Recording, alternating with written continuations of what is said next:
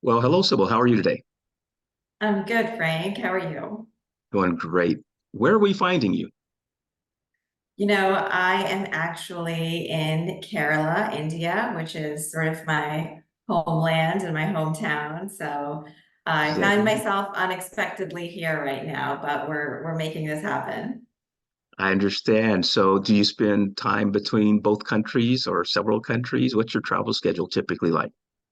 No, I'm based in New York. I actually haven't been back here in 9 years, so Really? Wow. it's a whirlwind. But I'm so grateful to be back here and kind of see how it's kind of grown and see some family and hear some family stories. It's been really good. Well, first of all, thank you for being one of our key speakers for the upcoming 2024 Stroud Leadership Summit. We're really excited and thrilled about this. And as we discussed, the theme is AI for Unity. So tell us a bit. I'm just kind of curious just to get started before we go into your background. With regards to kind of this whole generative AI movement, obviously it's going crazy here. How is that being perceived, and how is perhaps that different in India versus the US from what you've seen so far? I can't speak so much about what's happening in India, but I can say what I've observed. And I think that there are some similarities in that there's this desire for open AI, for, wanting as much input as possible. And I see that across India and the US. India has just always been so strong in the tech sector in Yes. general. And, the whole world outsources people from here for IT and programming needs. And so naturally, there's such a huge talent pool in India. But when you look at the reports and the ranks, it comes in maybe 15th worldwide. So Yes. it is, and the US is number one. But I can probably bet that many of the people that are doing a lot of the forward-thinking AI and have all the companies are of Indian descent. So I don't have the figures on that, but I would be curious to see what that looks like. Yeah, that's consistent. I've got a good friend, Chandrasekhar. He's the CEO of Qualitize. We work together at a company called Pilgrim Software. But he spends quite a bit of time over in India because the operations associated with Qualitize, when we set it up, he made sure that he had a US base and an India base. So he spends quite a bit of time over there as well. And obviously the technology that's involved with that particular software has been remarkable because it's been a combination of the minds and the creativity and the customer base in the US supported and really powered by the technology and the engineering mind power there that he draws upon. So I can certainly Yeah, understand that.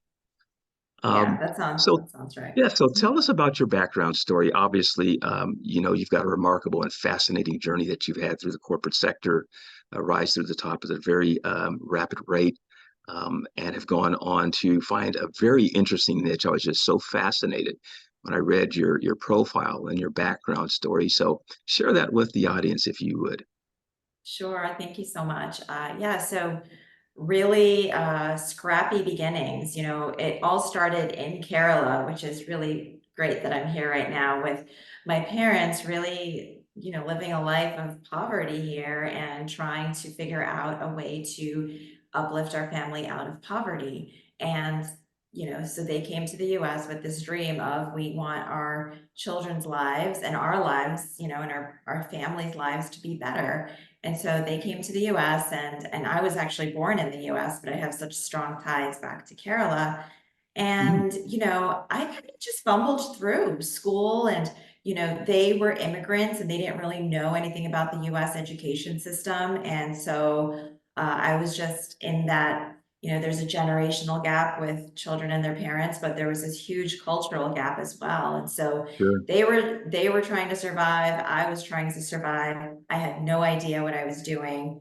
I had a lot of failures. I thought I wanted to be a pharmacist. I kind of flunked out of Rutgers, and I'm telling that story now. It's so much easier to say it like 20 years later. But then I decided I wanted to do finance, and I realized that I have this innate love of numbers and math, and I just had Really? this. Yeah, and I didn't do it because I wanted to make all this money. I mean, I know that you can do that when you're in financial services, but I took my first finance class and I fell in love, and it all just came so naturally to me.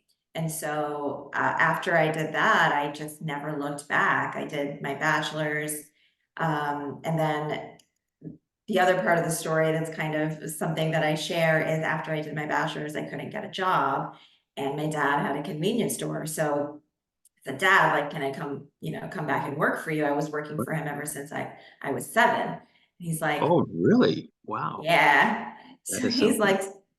he's like, you mean to tell me that I came all the way here, Oh, no. have this convenience store working, we're working our butts off to send you to college and you're coming back and you don't have a job. Like he was so upset that, this American dream wasn't coming true for me. Right. So I went back. I was 21. I went back and I worked for him while I was looking for a job.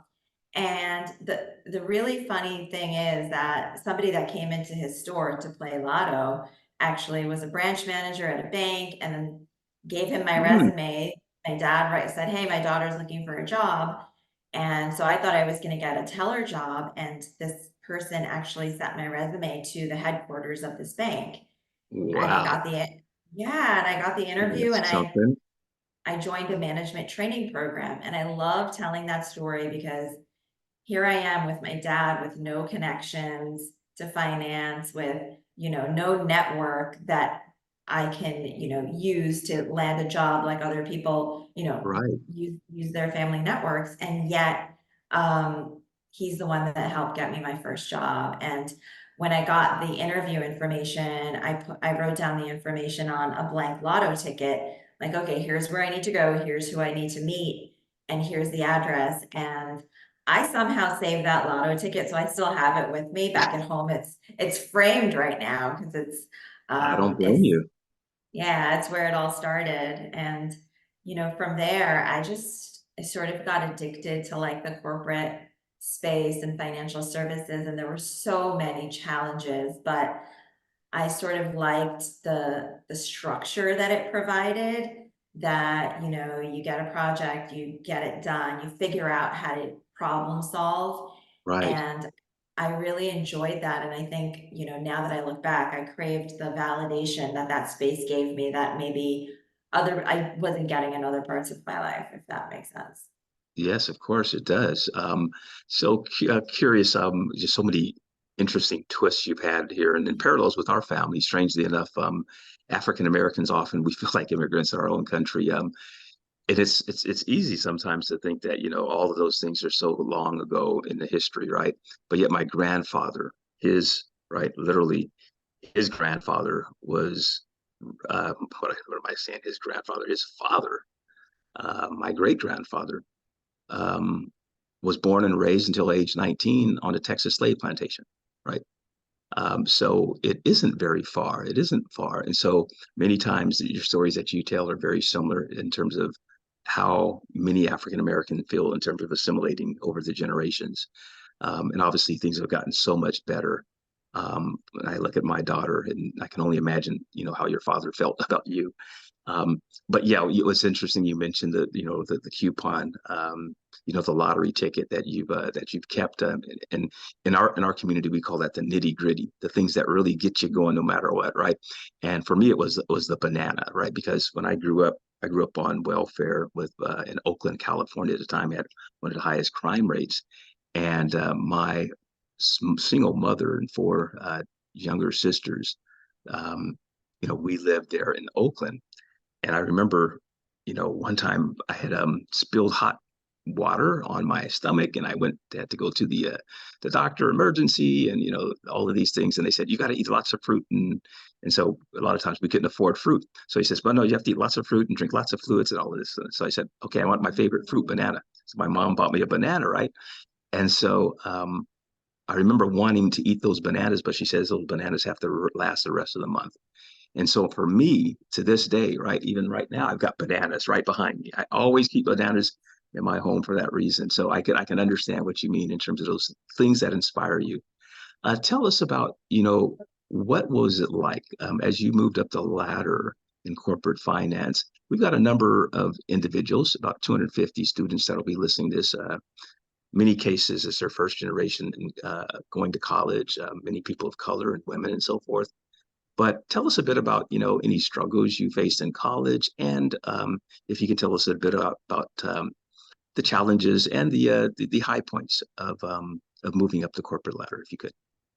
Yeah, absolutely. And there were several. And, especially for the audience of immigrants or first generation college students, it is so challenging because you may not have the mentor, or you may not have guidance from somebody else that has been there. And that is so critical. And oftentimes in college, I just felt so lost. Like, what am I doing?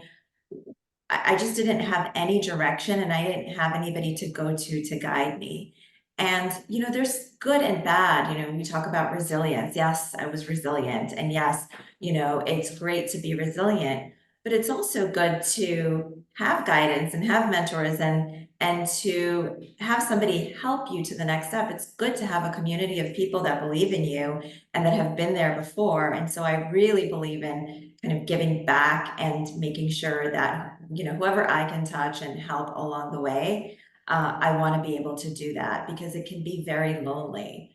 Right. And then For going sure. into the corporate space, it's the same thing. And I was in the corporate space for 20 years, and in the beginning, I didn't know what to call a lot of the things that were happening because I was new to it. Nobody really talked about race. I think I found that in the Black community specifically, I found that the Black community kind of talked about things outside of work. The Indian community wasn't doing that. There wasn't really a community of people Oh, saying really? like, okay, yeah, and they still don't. And we can explore that, but I have so many thoughts about how the Indian community and kind of the Asian community just tries to assimilate Right. and just don't ruffle any feathers, just put your head down, do the work, and don't, like, nobody even talks about it after. And now, like, people like me and other people before me are speaking up about things that have happened at work, and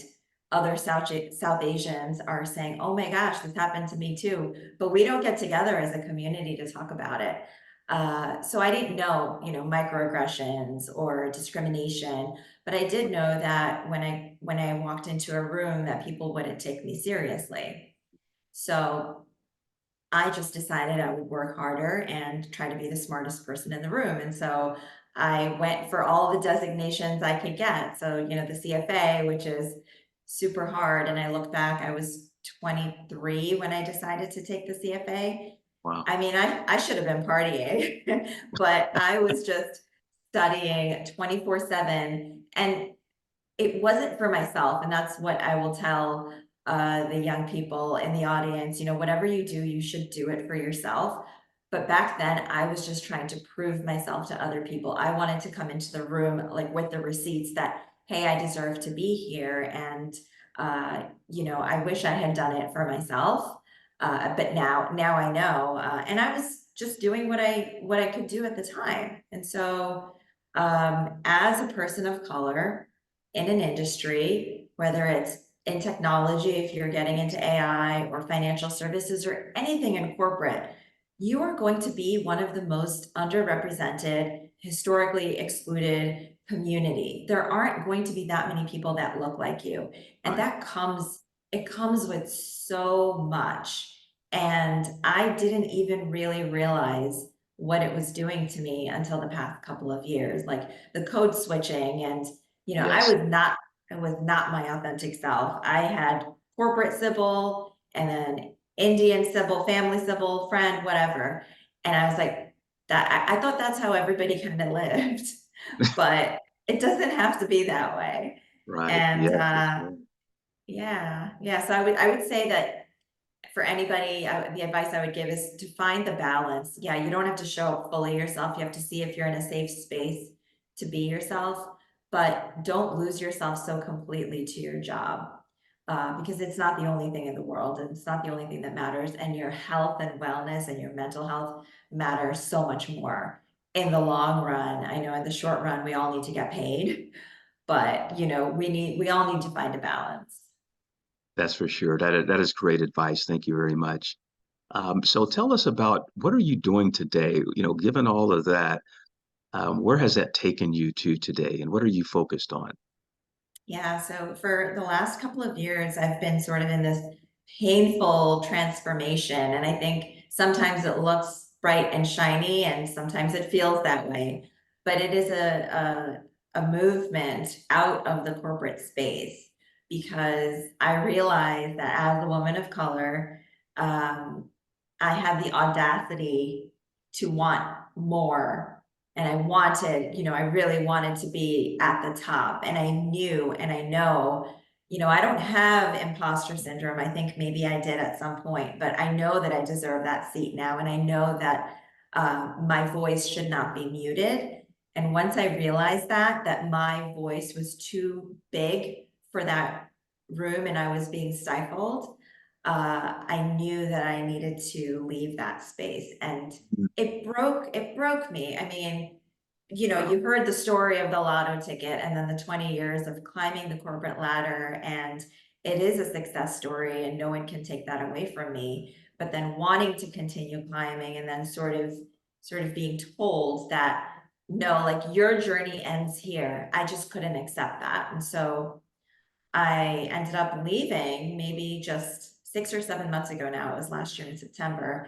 And I launched my firm that very month that I left my Mm, last job.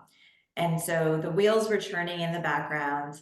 I didn't necessarily want to be an entrepreneur. I saw my dad be an entrepreneur and I was like, he didn't have health insurance. And your story about bananas, thank you so much for sharing that. Like I got goosebumps from that story. And it's these stories that I feel like the more we do storytelling, the more people will learn more from our experiences. But right. that when you said that, it made me think about, I didn't have health insurance for 21 years. And so that meant a lot Really? of like, whenever we got hurt, my mom was very religious. She'd just be like, let's pray. Let's Wow. pray it all away. And so Yeah, right. uh I didn't want to go back and try to do something on my own. I loved the comfort of a paycheck every 2 weeks, but I was sort of called. I felt so compelled because when you feel like you're put in a box and you just don't fit in it anymore, you just kind of have to do what you have to do to get out. And so I launched my own company called In Pursuit Collect. Yeah, thank you. It's called In Pursuit Collective, and it's really a, this idea that, we're all in pursuit of something, and a lot of us kind of lose our way because we might be pursuing the wrong things for a period of time. But like, what would we be? What could we pursue if oppression was not our battle? And Mm, you and I are having this talk about DE&I and our histories, and I've had so many conversations with so many brilliant minds like yourself, and I wonder, what could we be talking about instead? right. If Yes. Right. Yes. Hmm. so that was the vision for my company. And so I got, I'm in the middle of getting my coaching certification. I'll be racial trauma informed because there's so much racial trauma in corporate America. And I will be the person that kind of addresses that elephant if I have a coaching client. Like I'll say, we can talk about those things in this room, in this space, if you feel comfortable enough to share what has happened from a racial discrimination perspective. Let's talk about the elephant in the room. And so that's all because of my past experience of things that have happened to me. And I'm doing speaking, I'm doing speaking engagements. I feel like there is so much we can do collectively if we share our stories and our struggles and we say, like, there could be a better way to do things. There could be a better world, a better future of work that is driven by purpose, and we can still live abundantly. And I truly believe that. And I think it's going to be very hard to get there, but for me, I want to plant the seeds. And I love what you're about and your family and the legacy. And I think about planting seeds, and I think that's so true in your family as well. And that's Right. what I want to do. I want to be a good ancestor. one day. I want, and that's kind of, and it's shifted. I went from this corporate strategy executive, and now I'm talking about being a good ancestor one day. Right. So, Yes, of uh, course. No, yeah. that is so true though. It is important. When I was growing up in Oakland, I didn't see people like me, that were considered, pillars of the community and distinguished and honored and respected. And in the textbooks in school, nothing, right? You just never, it was not to be. And I was excited about flying and about physics and the military and travel and all of these things. And so I read this book called Enola Gay. Right now, it's the whole story that we've seen recently, Oppenheimer. So it's a story of General Groves and Oppenheimer and the Manhattan Project creating the bomb. And I was just excited about that. And then I heard about the astronauts. And I remember as a very small kid hearing and seeing this grainy film of the astronauts. I had no idea that one of my great uncles was the person who wrote the formulas to safely return astronauts, from the moon to Earth. But these are things that don't get told. And like you're saying, if we don't share these stories, and it's so powerful, the point that you made about the stories, and to this day, I'll continue to remember the lottery story. So curious, was it a process for you that brought you to this decision? Was there one or two seminal events that that particularly stand out? To kind of start my own Yeah, to company. terminate your employment and to pursue an entrepreneurial career. Yeah, I think there were a couple of moments, and it's actually been a couple of years where it was sort of building up, where I knew that I wanted to do more at my current company, and yet I wasn't being given the opportunity to do Mm, more.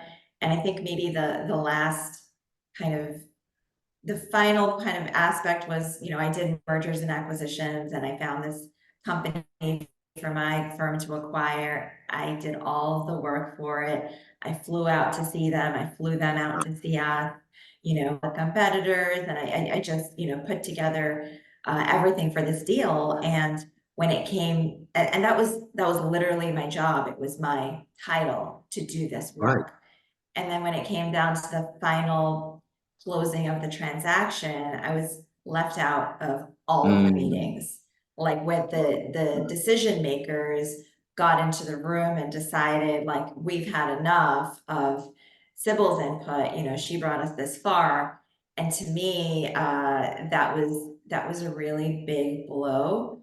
Because that's my job, and for so many reasons it hurt.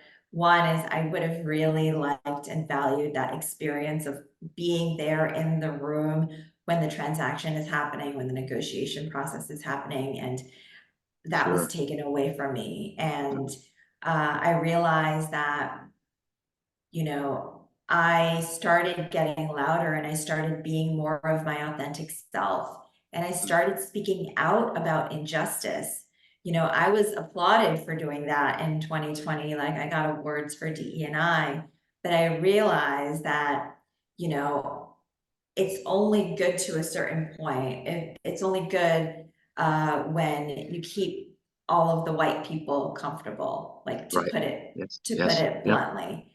And No, once that's you what our family would say start, it as well. once I once understand. once they start getting uncomfortable, then it's not looking good for you. And people have said that, well, why are you so naive? Like, why did you think you can get away with talking about these things? And I said, yeah, I think part of me was naive, but the other part of me just kind of woke up this part inside me that said, I need to call these things out. If I don't call them out, who is going to? And I thought, I'm in this position of power. I have a platform and I need to use it responsibly, or what the heck am I doing here? Yes, exactly. So Right? true. Well said. So that was kind of the two main things were me speaking out about mostly racial injustice, and the second was the transaction. Right. Understood.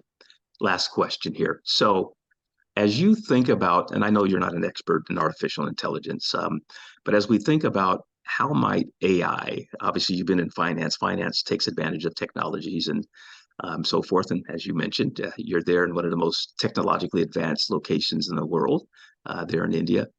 What might AI do to help us bridge this divide, this polarization, this lack of unity that we continue to see both in the United States and around the world? Yeah, so I think that AI can be incredibly powerful to unify, especially as I think about leveling the playing field for underrepresented folks, people of color, women of color, marginalized people. And so, one really simple example could be when I said, well, if you're the only person going to college, who are you going to talk to? Now you can ask ChatGPT. Right. I didn't have that before, and I think that's so wonderful. It is. One of the other things I talk about with leveling the playing field is technology in general. Like, I use LinkedIn to level the playing field because I don't get invited to the golf course. So in the same way, people of color can use AI to try to level up in ways that they couldn't do that before. And I think that's wonderful. I think it's going to be a game changer for underrepresented groups. And then, there's the other side of it, which is the big but. And that is AI is inherently, it's built by certain people. So whoever it Yes. is built by, that's who you're getting the data from and the inputs from. And we've seen countless cases of the bias, the racial bias, and I'm sure other sorts of bias as well, that show up in AI, from the hiring process to, college applications, to the criminal justice system. I mean, there have been some really awful examples, and I know that it's something that the community is aware of, but I really worry about, there's a certain type of person in power and they don't look like us. And so if it's those people that are going to continue to make the decisions that affect all of us without having us in mind, I worry about, how does that extrapolate? Because AI keeps learning continuously. But what if it doesn't have our histories built in That's it to right. begin with? And so it's really scary. Like, that part of it is really scary. And so we need way more people of color, women of color, especially Black women, most especially, because Black women are the most underrepresented. Right. We need Black women in AI. I want to see Black women and women of color overrepresented in AI, because I truly believe that if you have women of color overrepresented in AI, you will see a more just output. You will see that, it's not about amassing power. It is about leveling things and real equity and real inclusion, because you will be getting inputs from the people that have been on the margins. And so when you center the most marginalized or the most historically excluded people, everybody benefits. And Right. I just feel so strongly about that. And so, is there hope? Yes, I think there needs to be more people, more representation, more diversity. But I think it's going to take a while to get there. And so I do worry about the future. Right. I do worry about it being more divisive than unifying. Well, listen, we really appreciate that. I'm going to ask you one kind of follow-up question. It kind of touches back on a point you made earlier, and it's something that is part of our family as well. So, my family is made up of the Creek Native American and a Tawakoni, a Native American Indian, in addition to the Ghana and the Nigerian. And then we have British Irish and Scandinavian. So very, interesting mix. Um, and it goes back many generations. But the basic point is that the African American side of the family, that part of us, which is the Strouds and the Shines, versus the McGees, which are part of the Native American Indian, as an example, we notice the same thing, right? The African Americans side tends to be a little more aggressive and let's say in your face and wondering, why can't this change, right? We can see that in the civil rights era and so forth. Um, And I think of, my Native American um, history. Absolutely none. Almost the languages and everything have disappeared. And to your point, as you talked about AI, if we don't get these stories, and what you're saying here today is a way of capturing those stories and making sure those stories don't go away, right? This gets posted on YouTube, it gets caught up by the algorithm, it can't be erased. So tell us about, the little point you made earlier, as you mentioned that maybe the Asian community isn't always at the forefront, and they tend to be maybe a little more passive. Yeah, yeah, and it is something that, I know from my own personal experience as well, growing up in the South Asian community, and I was very passive as well. And part of it is indoctrination. And this is the part that people won't say out loud, but I will say it out loud because that is the only way that things will change. There is an indoctrination that happens when, let's just say Indians from India come to the United States. And they sort of see the world and absorb the world around them. And they say, okay, the white people are successful. The African American people aren't as successful. We need to be like the white people. Yeah. It's not said out loud. Sometimes it is, but it's just this thing that, okay, we need to be like them. We came here to be successful. And so let's work hard and be successful. And there is such a huge myth that even I had to I had to unlearn this, right? And it's, if you work really hard, you will get the success. And the story of my dad's convenience store is one example.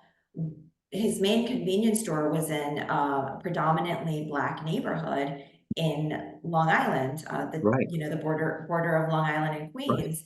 Um, and what happened is the African American community, because of the civil rights movement and the Civil Rights Act, which then in 1965 brought on the Immigration Act. The Immigration Act is the only reason my parents were allowed to come to this country. Mm, mm, We have only but to thank the African American community for that. We would not be here without the African American community and their resistance and your activism to get rights for your community and communities of color. It just happened after. But what the Asian community that came after 1965 didn't see is all the work that was done before. They didn't know about it. So I don't blame everybody, but they just didn't know. And they're like, okay, well, the Asian community was getting more loans than the African American community. They were getting, more acceptances for houses, and this is how you generate wealth.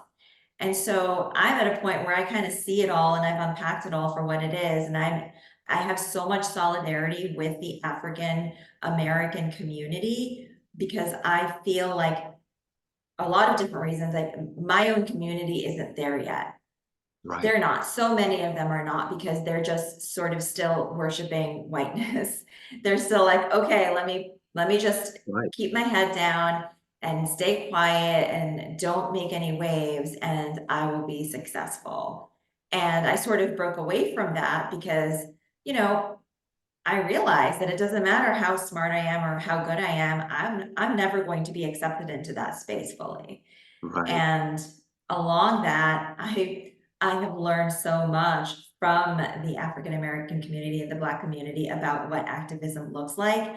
I mean, you're all the leaders in that space. And so if I want to even think about being an activist, I look to the people that have done it successfully and have done it for so long without wavering.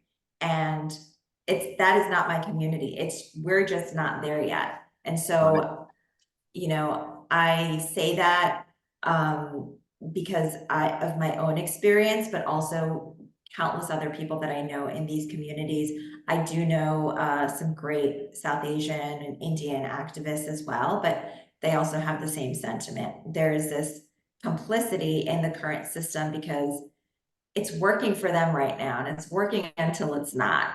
It's working until you don't have any audacity to maybe want something a little bit more. And so I think that I hope that one day that people will kind of come around and see that we all need cross-racial solidarity. And I think that would be such a beautiful thing when we all can join forces, because we are the global majority. You literally can't stop us. We make up the majority of the world, people of color, right? Yes, And that's right. and for what I'm trying to do is I'm speaking to more like-minded people, more people that are already there alongside me, because I don't want to spend my time trying to convince people of something that they can't see yet, you know? Like, I will put out videos and content and bring people along, but I want to spend, you know, the rest of my career and have my legacy kind of among the activists, the people that are doing the work, and whoever wants to come along, I want them to come along with us. I love that. That's such an insightful and powerful observation about the history of the Civil Rights Act, and whether the influence it's had on immigrants or LGBTQ community, right? Similar types of things. And it's interesting you mentioned that because many they were called the Remarkable 11. I mentioned Katie, my great grandfather, who was born and raised on a Texas plantation, and his wife from the Creek Nation, Lulu McGee. They had 11 children. They were written up in because of their high IQs and winning all these academic and chemistry tests and arts tests and things all around the world. And they went on to just make incredible achievements that they acquired in the public sector and the arts and the science and business, technology, so forth. But all of them are activists. Right? All of them, many of them attended the March on Washington, Martin Luther King. Right? They fought for the 1928 Olympics to be the first included before Jesse Owens. And, those stories are just the things that keep me going. But that story, I didn't know that story until I arrived at the Air Force Academy, and I received this phone call from this stranger named Lulu that I almost hung up on. And I hung up on her because I thought she had the wrong number. And she goes, "No, no, no, I'm your great aunt Lulu." I said, "I don't think I have a great aunt Lulu." She goes, "You are Vanessa Stroud's son, and Tandy Stroud is your grandfather." And I said, "Okay, I'm listening now. You got my attention." But what had happened is my mother, I'd mentioned we have, British Irish. So there is no such thing as a Huntington's disease gene in the African community, but it is in the British community. So that was transferred onto my mother at the time. They didn't know it. And that's what led her to becoming, separated from the family. And I never knew about this history. So I arrived, many years later, decades later, back at the Air Force Academy, which just happened to be in Colorado Springs, which happened to be where our family, after leaving Indian Territory, right, to come to Colorado Springs, because Indian Territory is now Oklahoma. But what had happened is they saw immediately what would happen as Oklahoma gained statehood. Before, it was a very integrated mixed community of Native Americans and whites and you know um, all races and African Americans and so forth. But when Oklahoma gained its statehood, all the Jim Crow laws and things came into place. So they fled to Colorado Springs. So I get the call from Aunt Lulu, and she goes, "Well, do you know the story of your family, of Tandy and his siblings here in Colorado Springs?" I had no idea. And then I later saw Lulu Stroud Park. So Lulu Stroud Pollard Park is named after her in Colorado Springs, and she is one of the greatest historians in the Rocky Mountain region. And this is my own great aunt. So back to your point, yes, we all have to reach out, help each other as people of color, as women, as marginalized communities. And I do think if we push for the right type of policies relating to AI and get involved and take advantage of it, as you say, let it be part of the way that we create a level playing field. I think nothing but positive things are in our future, but clearly it doesn't come without the struggle and without the fight. So thank you very much for your time today. If there's any other final words you'd like to say, I'll give you a moment. Otherwise, this has really been a fascinating experience for me personally. Yeah, me too. I'm just honored to be part of this journey and to get to know you and your family as well. So thank you for having me. You're welcome. Have a great day. We'll see you. You too. Bye, Thanks. Sibil. Bye.